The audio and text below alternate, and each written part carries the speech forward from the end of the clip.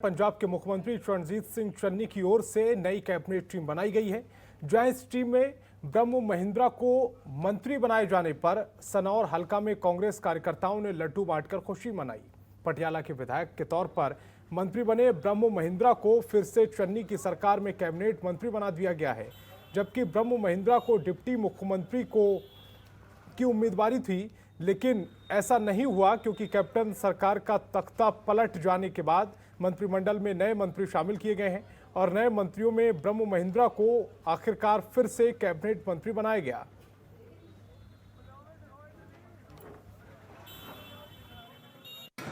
ਸਾਡੇ ਵੱਲੋਂ ਸਾਰੇ ਹੀ ਪੰਜਾਬ ਵਾਸੀਆਂ ਨੂੰ ਸ੍ਰੀ ਬ੍ਰਹਮ ਮਹਿੰਦਰਾ ਜੀ ਦੇ ਦੁਬਾਰਾ ਕੈਬਨਿਟ ਮੰਤਰੀ ਤੇ ਬਣਨ ਤੇ ਬਹੁਤ-ਬਹੁਤ ਵਧਾਈ ਦਿੰਦੇ ਸਭ ਨੂੰ ਤੇ ਅਸੀਂ ਅੱਜ ਇੱਥੇ ਸਨੌਰ ਉਹਨਾਂ ਦੇ ਕੈਬਨਿਟ ਦੇ ਵਿੱਚ ਦੁਬਾਰਾ ਮੰਤਰੀ ਬਣਨ ਤੇ ਲੱਡੂ ਵੰਡੇ ਨੇ।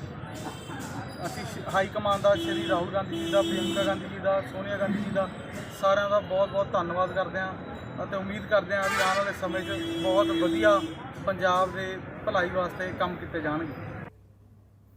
और हरियाणा के गृह मंत्री अनिल विज को सांस लेने में तकलीफ की शिकायत के बाद दिल्ली के एम्स में भर्ती कराया गया है।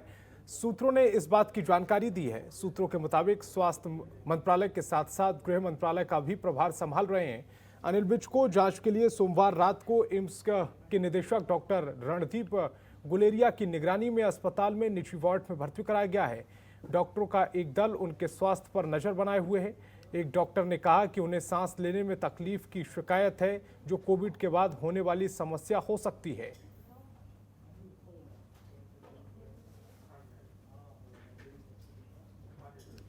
और हरियाणा के एलनाबाद विधानसभा सीट पर 30 अक्टूबर को उपचुनाव होगा। उपचुनाव आयोग ने उपचुनाव की तारीख का ऐलान कर दिया है। 8 अक्टूबर को नॉमिनेशन, 11 अक्टूबर को स्क्रूटनी, 13 अक्टूबर को नाम वापसी और 30 अक्टूबर को चुनाव होगा, जबकि 2 नवंबर को वोटों की काउंटिंग होगी। आपको बता दें कि इनेलो के प्रधान महासचिव अभय सिंह चौटाला ने 3 कृषि कानूनों के विरोध में एलनाबाद विधानसभा सीट से इस्तीफा दिया था, जिसके बाद से ये सीट खाली चल रही है। अभय चौटाला ने जनवरी माह के अंतिम सप्ताह में विधानसभा की सदस्यता छोड़ी थी। नियम अनुसार 6 महीने के भीतर उपचुनाव कराए जाना अनिवार्य है, लेकिन तब कोरोना की दूसरी लहर ने उपचुनाव में अड़ंगा डाल दिया था।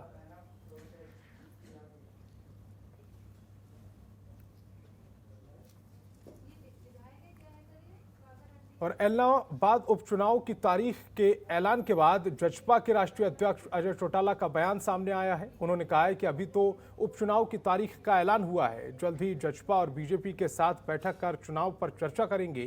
वहीं अभय चौटाला के एलनाबाद की जनता से वोट न मांगने और जीत के दावे के बयान पर पलटवार करते हुए अजय चौटाला ने कहा है कि अगर उनको इतना गुमान है तो वो वोट मांगने ना जाएं।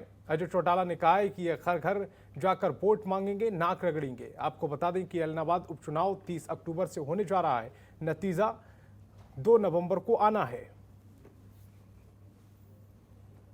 तो शुरू दिन से कहा है कि हम और भारतीय जनता पार्टी मिलकर के चुनाव लड़ेंगे।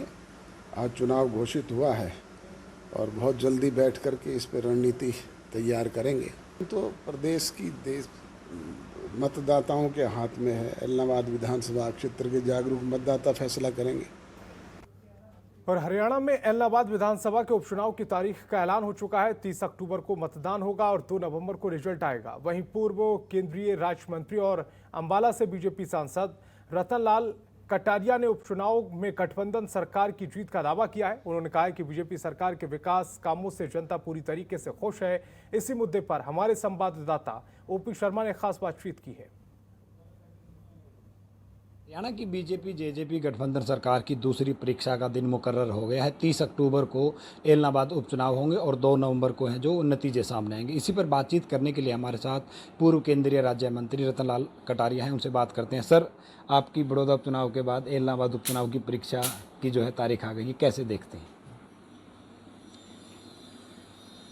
गठबंधन सरकार के लिए एक मौका है अपनी परफॉर्मेंस के आधार पर लोगों के बीच में जाने का, और बहुत सकारात्मक संकेत मिल रहे हैं और पार्टी चुनाव जीतेगी।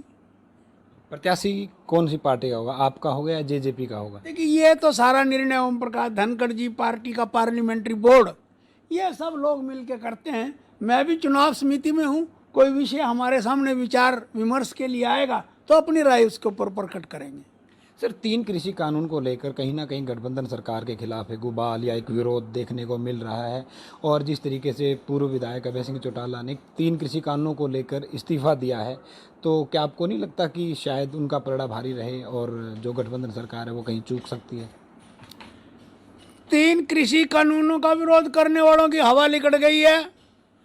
अब तो ये 13 पॉलिटिकल पार्टियों का एक जमावड़ा इकट्ठा है और उस लिए अपनी दुकान चला रहे हैं।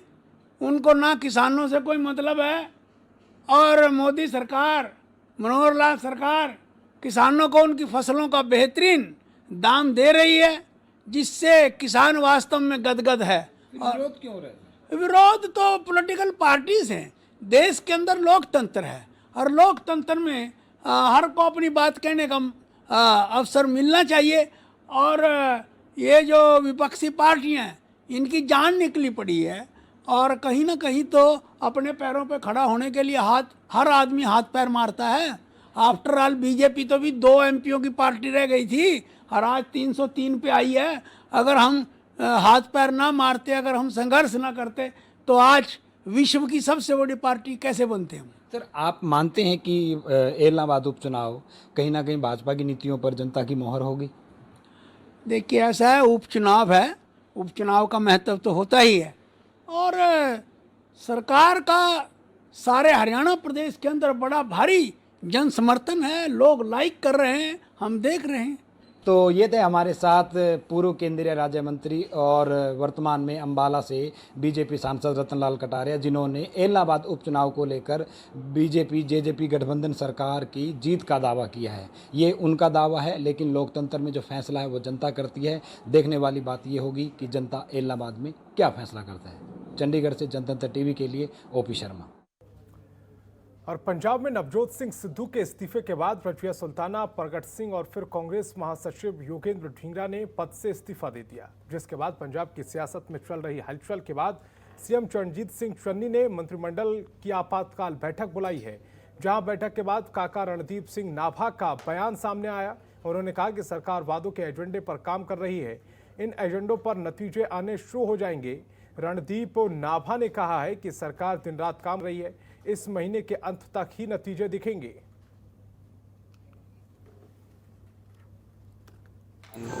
सीएम साहब कर देंगे अगली कैबिनेट। ਕਿਹੜੇ ਮੁੱਦਿਆਂ ਤੇ ਹੋਈ ਹੈ ਜੀ? देखो ਜਿਹੜੇ ਮੁੱਦੇ ਹੋਣਗੇ ਪਹਿਲੀ ਤਰੀਕ ਨੂੰ ਜਿਹੜੀ ਸਾਡੀ ਕੈਬਨਿਟ ਮੀਟਿੰਗ ਉਸ ਤੋਂ ਬਾਅਦ ਉਸਦਾ ਐਲਾਨ ਕੀਤਾ ਜਾਵੇਗਾ। ਪਰ ਤੁਹਾਨੂੰ ਦੇਖ ਰਹੇ ਹਾਂ ਕਿ ਸਰਕਾਰ ਚਾਹੇ ਹਨੇਰਾ ਹੋਏ ਚਾਹੇ ਰਾਤ ਹੋਏ ਕੰਮ ਕਰ ਰਹੀ ਹੈ, ਤੇਜ਼ੀ ਨਾਲ ਕੰਮ ਕਰਨ ਦੀ ਕੋਸ਼ਿਸ਼ ਪਰ ਨਵਜੋਤ ਸਿੰਘ ਸਿੱਧੂ ਕਹਿੰਦੇ 18 ਨੁਕਾਤੀ ਏਜੰਡਿਆਂ ਤੇ ਕੰਮ ਨਹੀਂ ਹੋ ਰਿਹਾ, ਅਸਤੀਫਾ ਦੇ ਰਿਹਾ।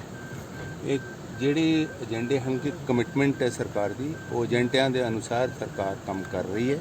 ਨਤੀਜੇ ਉਹਨਾਂ ਦੇ ਤੁਹਾਡੇ ਸਾਹਮਣੇ ਇਸ ਮਹੀਨੇ ਦਰਮਿਆਨ ਮੁਕੰਮਲ आने शुरू हो जाएंगे। खबरों के निष्पक्ष विश्लेषण के लिए सब्सक्राइब करें Jantantra TV and press the bell icon. Never miss any update.